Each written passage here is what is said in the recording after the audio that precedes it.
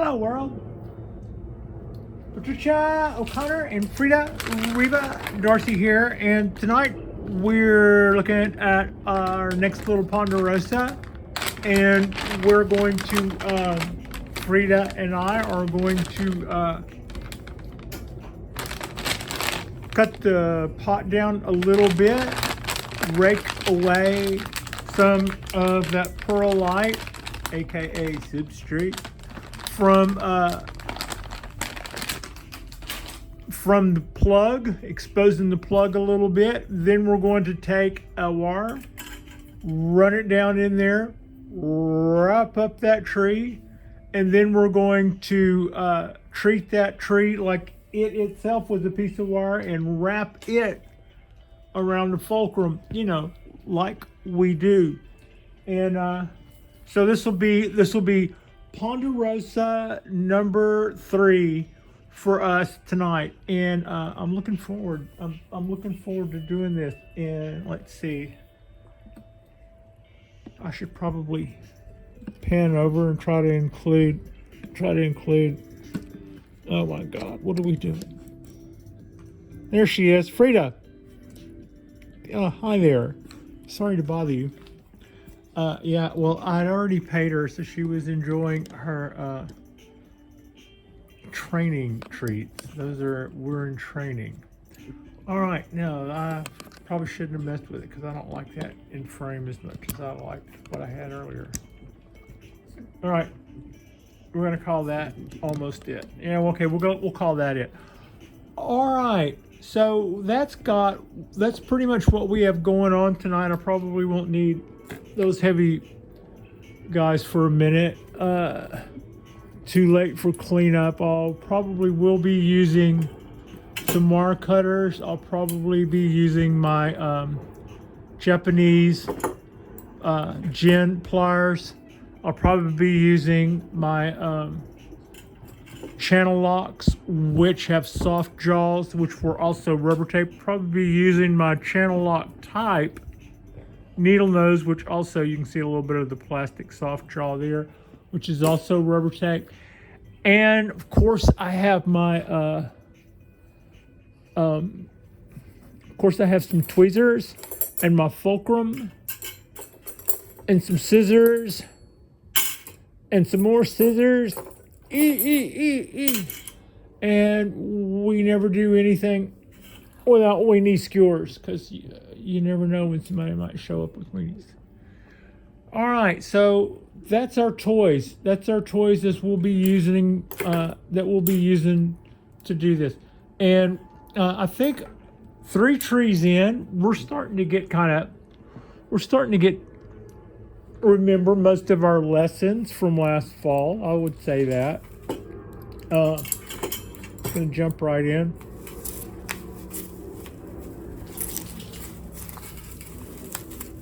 So what this does, by cutting away the top of the pot, these trees have only been in these pots for a few days. The first one of these I did, it had literally probably only been in that pot maybe 5 days. And I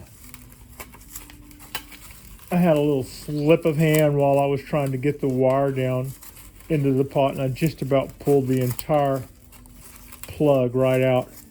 But, you know, it wasn't like it was rooted in there. It hadn't been in there long enough to really do that.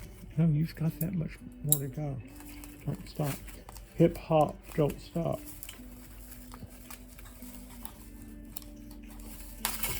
Oh yeah, that would have been fun.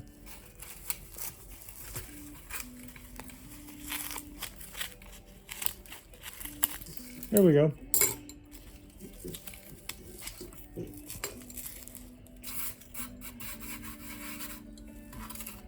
Now, this is where that went pretty well. This is also where I normally use the skewers. What did I do with them? I buried them. Yeah, I did. I buried them. So now we have this plug that's exposed over next couple of months, that can, with watering, that can just dissolve and break right on down. What we will do next is take this wire that I've cut. I hope it's hard enough. I think it is. Take this wire that I've cut, and I'm going to send it next to the trunk here, and we're going to try to send it out of the holes here in the bottom. Now, a little while ago, last night and a little while ago, I should say, I was watching a friend of mine, Marisol, at Frostbite Bonsai. She's got some pretty little pines that she wants to put some motion in, and was talking about doing some of this Cheerio stuff.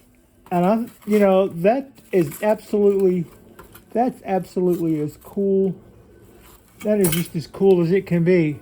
And watching the video tonight, she was being very innovative. Didn't have wire, and she was using string. Also, I'm having less success finding the bottom of finding the hole on the bottom of this pot than I was on either one of the others. So she was doing her Cheerios with string and twine. I thought that was very innovative. I did. And also very natural. I was watching some time back. Maybe if I make this hole a little bigger, it'll be something that I'll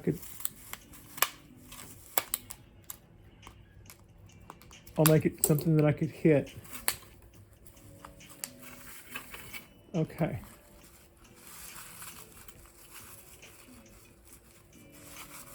Well, see, kind of like that when I was saying how I just about uprooted the tree last time. Kind of like what I just did there.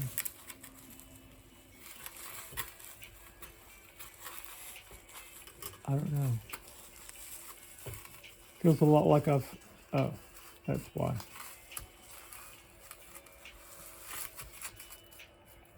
That's why. Well, we should be able to find the bottom to that.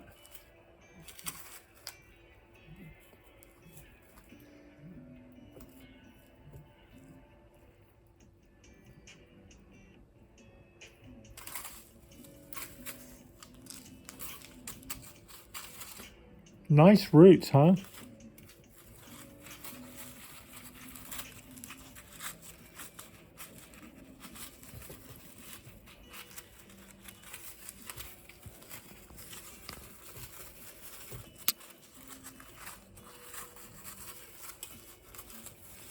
Don't go taking stuff for granted. Those other times when you did that easy, that was luck. Yeah, that was you getting lucky there, and you're wasting wire here. Okay. So I finally got something coming out of the bottom there, and now we've pretty much matched the old height of where. No, it needs to be a little higher, just a little. Okay. That looks to me like the height. We got everything buried again. I don't think no harm, no foul. But that was kind of klutzy. I think the first time I had a little bit of problem, but not that much. And the second time I got lucky. I thought I was getting better at it. I guess we'll call it what that was. The second time when I did that in the second, I guess it was luck. So what I'll do now is, this part is important. Without this anchor, this wire can get weird and do stuff we don't want it to. Oh, also on the video that I was watching with Marisol earlier, here is an idea, just something else to think about.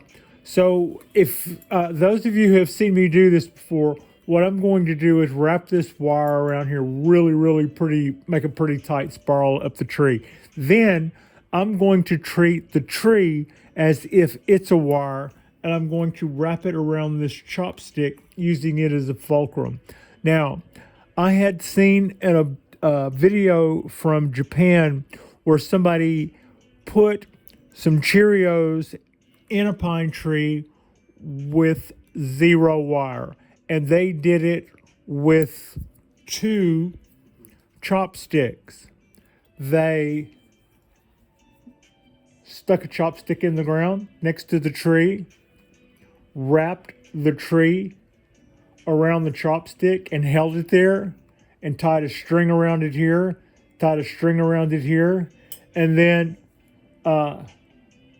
they would bend it over, chopstick and all at some level, and then take another chopstick and run it in the ground and tie the tree where they had leaned it over. So that's something to think about if you wanted to play with the no wire rules, because this was only using twine and chopsticks. So I don't think at the end of the day they were only limited to their imagination, and I don't think they would have to worry about getting any wire scars out of that. I could be wrong. So what we have to worry about here is whether or not we get this wire wrapped around this trunk as low as we can get it to go. It's just like that beach game. How low can you go? Also, this is a good time to talk. When you see me going with the smaller gauge wire and stuff, it's pretty it's kind of typical to see somebody just circle their arm around and get a little spiral going there. But there is, if you're having difficulty, if you ever find that all of a sudden you're having a bad day of wiring, go back to the fundamentals. Here's what. There is something very deliberate about it. Pull it this way. Pull it this way. Pull it that way. Pull it this way.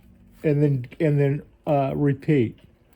And sometimes hanging out here and trying to get it, and you think that you just were doing it like that, and now all of a sudden you can't. Well, the wire's hard, or the tree's harder, or all kind of other stuff. But also, this is the way you're supposed to do it. You're supposed to do it. Pull the direction you're going, and then pull the next direction you're going, and then pull it back. And see, by doing that, by pulling it back this way, that's supposed to try to keep it against the trunk better too.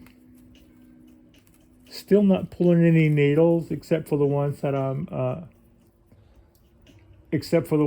pillaging by doing the wire. But I'm also trying to keep them out of the wire as much as I can.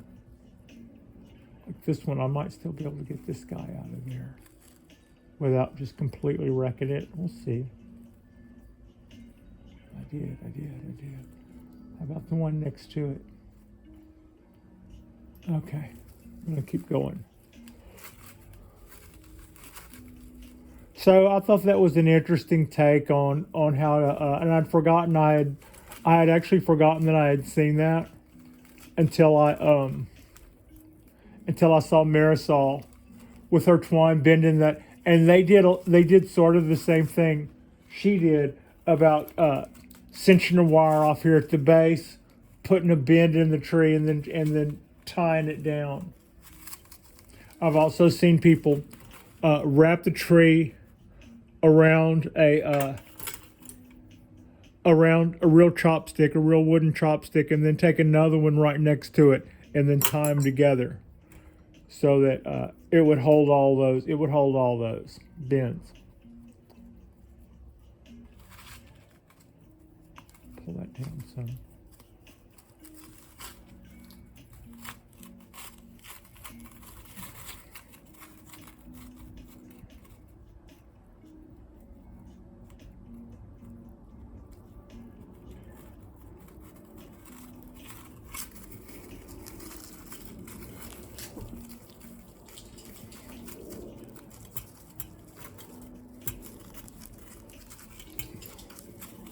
Okay. So, In the first video, I was a lot cleaner. I was a little cleaner at getting the wire in, a little cleaner than that.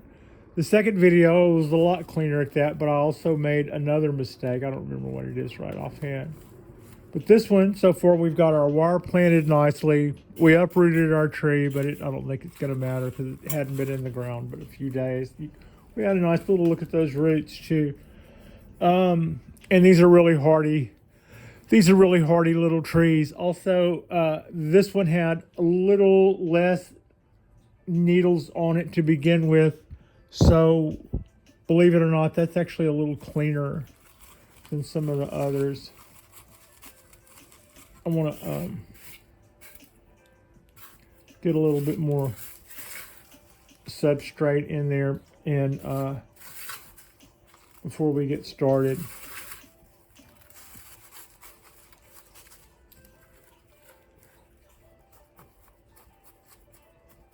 Yeah, that's got us.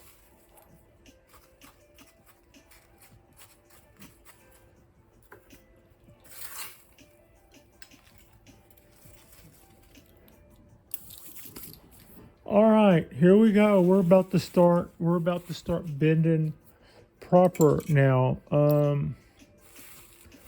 Where are we? We're right here. We could go right there and start with that. That would be pretty cool. We could start right there. That would be.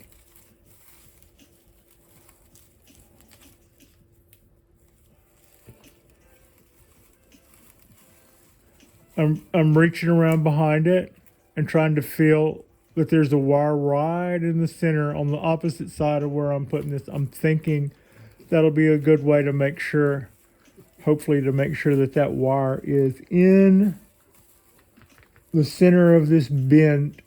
It's crossing the backbone of this bend that I just put in there. Okay, now that's got our first bit of movement. Get that out of there. Right this step back. We got one of those going for us now. And like we said before, we can go this way or this way.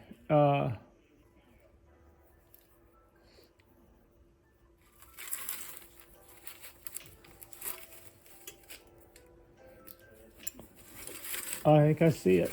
I do. You just kind of, what I'm doing is at this point, I'm just kind of looking at it and trying to go, well, which way do I want to go? The world is literally our oyster. Which way do we want to go with this? That's going to be that. This is going to be. Somebody was saying the other day that they were talking to the person who I bought my Ponderosa literatis from, my wild Ponderosas from, and they were saying that in a conversation they had with that person, who I think is a forester, oh, my wire's in the way, that Ponderosas, if you see a lot of those in bonsai exhibitions, and especially a lot of the collected trees, they tend to be pretty twisted. They tend to be pretty twisted trees. Okay, now this is kind of like what I was saying earlier. Rather than have copper wrapped around that tree and doing this, what if that were a piece of bamboo or a chopstick and I wrapped this tree around like this and I just held it there with both hands and then tied it to the piece of bamboo right here, and then tied it where my other hand is, or laid another piece of bamboo in between the two of them and tied them together so that it sandwiched all together and wouldn't let this flip back off because it wouldn't have any wire on it. That's how I've seen people do this when they didn't have any wire, or when they were going wireless. I shouldn't say they didn't have any wire. That wasn't disclosed whether or not they were doing it because they didn't have wire, or whether or not they were on they might have just been no wire kind of people. Yeah, I totally get that. I did a short today. I don't do shorts a lot, but Frida and I were out walking around on the back of the grounds. Now see how my spar was kind of, but I can bring that right on the end.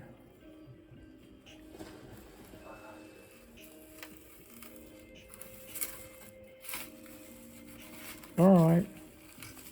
So we got a couple of different motions coming out of the ground. We've got these enormously long needles here. They are. Those pondo needles or something. So let's see. The last that is true. I had a question. Somebody was asking me what I was going to do with the needles on these guys. It is a couple of year process to get shorter needles, and I've heard some people say that you'll probably never get truly satisfactory short needles for a show hen or a mame for a Ponderosa Pine. I love them. And my first little one, my little Roddy, it has really, really short needles. I think they had been working with that tree for a couple of years before I got it. And I'm doing what they did. And I up-potted it, so that means I'm probably going to have to back up. But what you do, so the answer to the question was I going to allow these needles to be like this? Were these ponderosas going to have enormously long needles like this, or were I going to let the trees grow bigger?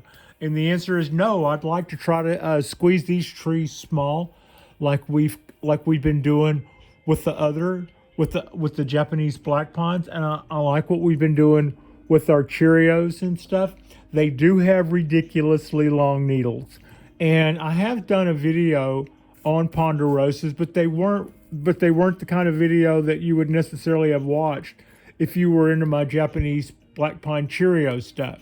And basically, what we do to get needles small on Japanese black pines is we let the candles come out, and then we cut them, and then they come out with a second flush of needles, but they don't have enough energy to make that second flush as long, and that's how you make the needles short. On ponderosas, they grow all season. The needles they make, they just never stop growing. They never ever stop growing. So you can make them smaller, but here's how you do it. You start feeding the heck out of the tree, and you stop all needle reduction. You don't thin the needles. You don't cut the candles. You don't hardly clean them up. You let them, you don't do any needle reduction at all. You make them want to back bud because of all the food that you've given them. And the end result of that is they back bud and they make new, more and longer needles. And then 1 or 2 years of that, and because it's by that point we're talking about a tree in a bonsai pot, not something that's got all the resources in the world. And given the amount of resources that it will be confined to in a bonsai pot, it will no longer be able to make needles at the length that ponderosas are accustomed to. However, the tree will still be nice and healthy. It will have gotten there by being fed and well taken care of. And it'll have an abundance of needles and probably look a little shaggy.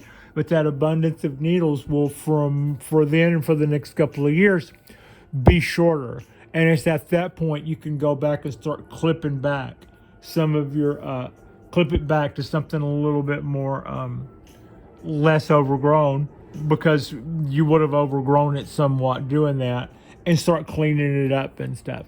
And that's how you do ponderosas. Or you put up with it and say, yeah, I'm not putting it in the big league bonsai show anyway. I'll let my little ponderosa or I'll let my Scots pine or I'll let my loblolly have long needles if it wants them, or I'll let my Japanese black pine have long needles if it wants them. And you know, that's all fine. It's your show. But the third thing you could do, which would also work if this tree weren't suited for your climate, is the rootstock on these ponderosas can take all sorts of different varieties of pine, could thrive well on ponderosa rootstock. Its finickiness sort of derives from its ability to survive in super, super, super harsh conditions, and that comes down to tricks that the needles do. They have little pores that they can close off, and it actually changes their colors. They look kind of gray almost, and then a good water, and you turn right around, and they've got a little bit of their color back. And that's kind of what they do. It's a defense mechanism, and I didn't notice that at first, but it's kind of subtle. But yeah, so this is our second one. I'm debating as to whether or not I want to try to.